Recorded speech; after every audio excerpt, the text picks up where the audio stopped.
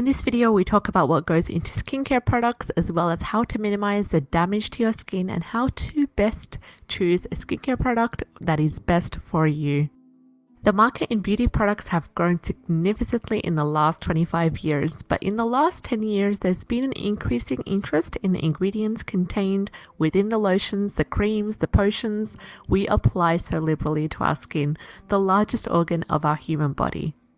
Many mainstream manufacturers still include a range of not so natural ingredients in their products. These include waste products from the petrochemical industry, lead and other heavy chemicals, as well as products extracted from animal carcasses. Many of these ingredients are given scientific sounding names. While the cynic may say that there is a deliberate attempt to confuse the customer, a more charitable view is that it is done in pursuit of accurate labeling. As a result of the heightened awareness of health matters and the confusion concerning ingredients and labeling, a new sector of this lucrative market has arisen. And that is the need for natural skincare and cosmetics.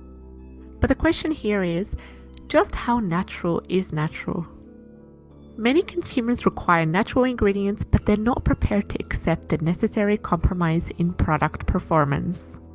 A classic example is with the ingredient sodium lauryl sulfate.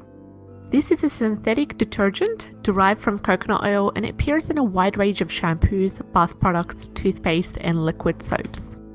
It is what gives these products the luxurious bubbles and lather to which we have all been accustomed to. A number of studies have suggested that this ingredient is harmful, and many consumers now seek products containing an alternative.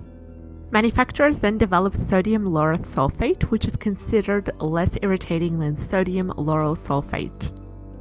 When this was condemned, ammonium lauryl sulfate and ammonium lauryl sulfate were substituted. Once again, these are synthetic detergents developed from coconut oil, and they are still considered to be an irritant. Some studies have also suggested that they may also be carcinogenic.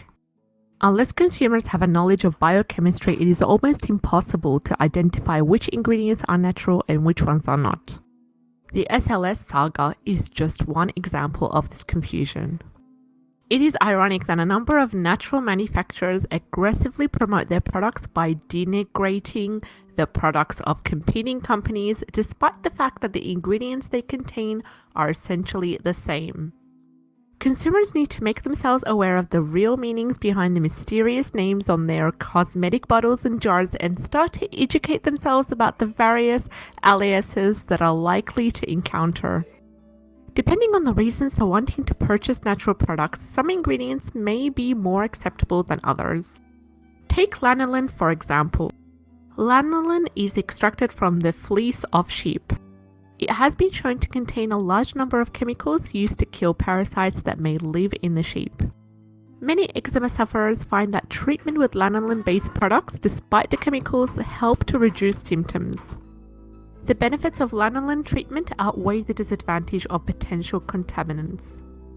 This is a value judgment that individuals will need to make.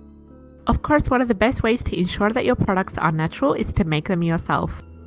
There is a growing number of companies providing organic-based ingredients to facilitate home manufacture of products. Natural cosmetics are surprisingly easy to make in the home using nothing more than a regular kitchen equipment. This may be an alternative worth checking out. I hope you enjoyed the video. If you did, like, share, and subscribe, and we'll see you in the next video.